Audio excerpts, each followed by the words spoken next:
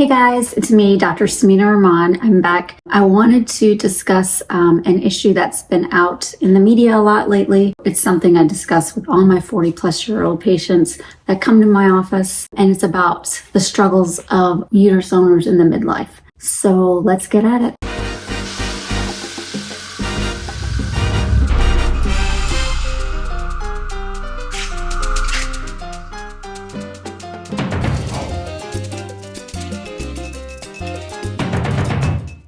Hey guys, it's me, Dr. Smina Rahman, GynoGirl. What I wanted to talk about today, which is why I wanted to take an extra minute, is the great attention that has been taking place for women in the midlife. Specifically, the perimenopause and menopausal issues that come up. And what I like is this article that came out on women being misled about menopause. This was by the New York Times. It got a lot of attention. A lot of my patients came to me after this. Other doctors and I were talking about the great attention that this is giving menopause. So bravo, first of all. Second of all, yeah, absolutely women are getting misled of menopause. And so this is something I did a quick reel on last week. But the main thing I wanted to say is that, number one, of course, there's some baseline sort of, misogyny in healthcare. Okay, we just know that, we don't get as much research done for our issues. There's not enough money invested in women's health, especially women's sexual health. What I really want to say is that patients who are dealing with menopause and perimenopause and sexual dysfunction and all these symptoms can be very complicated. You have to really get to know the patient as a whole. So other than, not getting the knowledge from medical school or residency, many of us, I can remember as a resident seeing a handful of patients in perimenopause or menopause that are being treated for symptoms. Of course, the rhetoric was different back then because, of the Women's Health Initiative, which I can get into another time. The truth of the matter is, a lot of times patients do not get their care because it takes time to understand what's happening with the patient, their history, their family history, and all of that. And a lot of practices have a practice that's focused on obstetrics, and they're being forced to see 40 patients a day by their healthcare administrators to make it work. So they don't have the time or the ability to see these patients and give them the quality of care they need.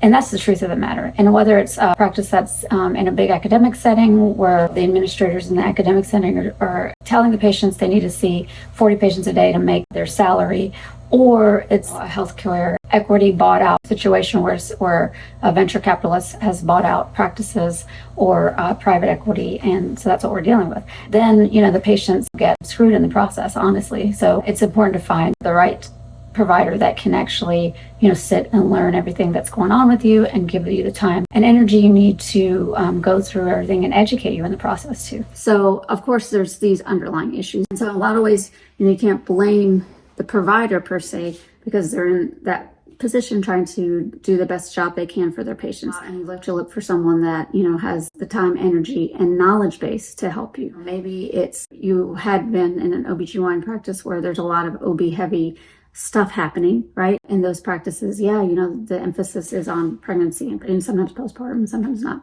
And so sometimes you have to find, a gynecology only practice or urology or, internal medicine or whatever that kind of specializes in this issue. So first of all, I want to just give a shout out to the North American Menopause Society, where you can go to www.menopause.org, and the International Society for the Study of Women's Sexual Health, ISSWSH, ISSWSH, www.isswish.org.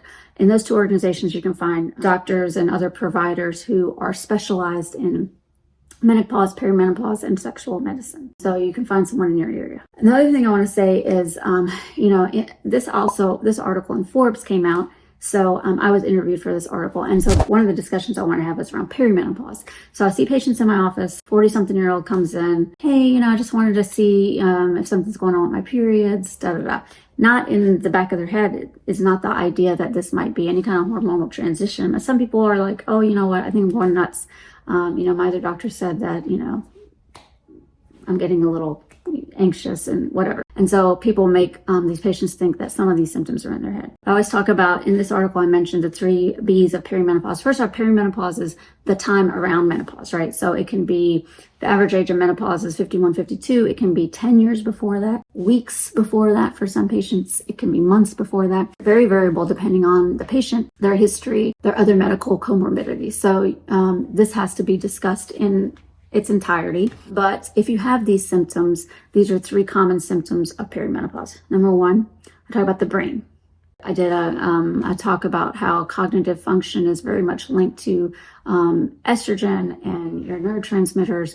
And wherever you have estrogen receptors in your body, you can get symptoms around menopause and perimenopause. And perimenopause specifically has a lot of big fluctuations in estrogen, right? So the transition isn't as smooth, and your symptoms might be more exacerbated. So what we have is brain issues coming up. And specifically, it's like, hey, I walked into a room and I can't remember why I'm here. Or, oh my God, every Saturday I burn a bagel because I put it in there and then I walk away and then I don't realize I had it in there until the house is burning down or something like that, which is a very true statement for a lot of my patients. The other issues that can come up cognitively are, lack of concentration, depression, like emotional outbursts or other things. Like all of a sudden I just, spout out in anger for no apparent reason. My kids, my family, whatever, they're on edge because they don't know when I'm going to get angry, that kind of thing. Or it's, crying for no reason. I saw a cute commercial and it just made me like bawl. These emotional ups and downs, these cognitive issues that come up very much are linked to sort of sharp ups and downs of your estrogen, and so can be linked to this perimenopausal period. So brain.